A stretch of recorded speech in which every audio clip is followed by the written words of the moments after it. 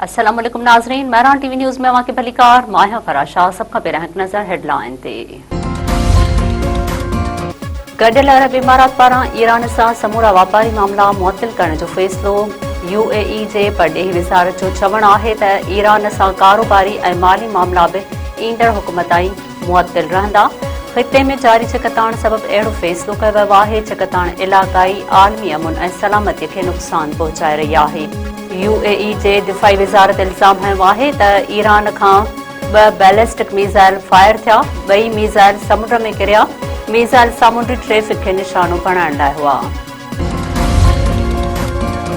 Iran गॾियल अरब इमारात मथां missile हमले जे बयान खे रद्द करे छॾियो। ईरान जे परॾेही तर्जुमान इस्माइल बक़ाई चयो आहे त गॾियल अरब इमारात जा इल्ज़ाम बेबुनियाद आहिनि। अमरीकी सदर डोनाल्ड ट्रम्प चयो आहे त ईरान सां हिन वक़्तु का बि ॻाल्हि ॿोल न पई थिए। तेहरान सां ॻाल्हियुनि जो को बि शेड्यूल न आहे। ईरान जे सामूंडी नाकाबंदी जारी रहंदी। हुर्मुज़ खुलियल आहे। समूरियूं माइन्स हटाए छॾियूं आहिनि। अमरीकी सदर उन खां अॻु पासदारनि इनक़लाब सां राब्ते जी दावा कई हुई। ईरानी पासदारनि ट्रम्प जी दावा खे रद्द कंदे चयो आहे त अमेरिका सां को बि राब्तो न आहे।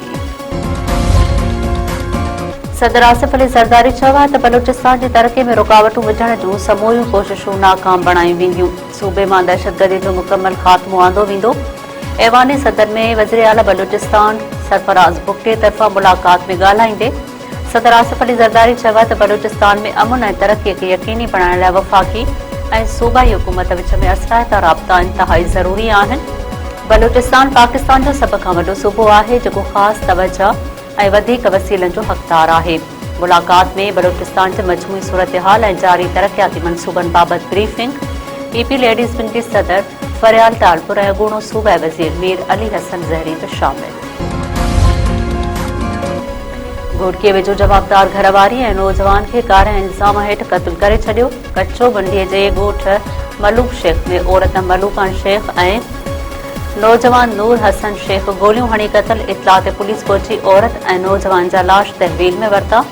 ज़रूरी कार्रवाई बाद लाश पार्सन हवाले। मक़तूल नूर हसन शेख जी घरवारी मसमात पोपरी शेख एहतजाज कंदे चयो आहे त जवाबदार खानदल ऐं इमाम बख़्श संदसि मुड़ुस खे बेगुनाह क़त्ल कयो आहे।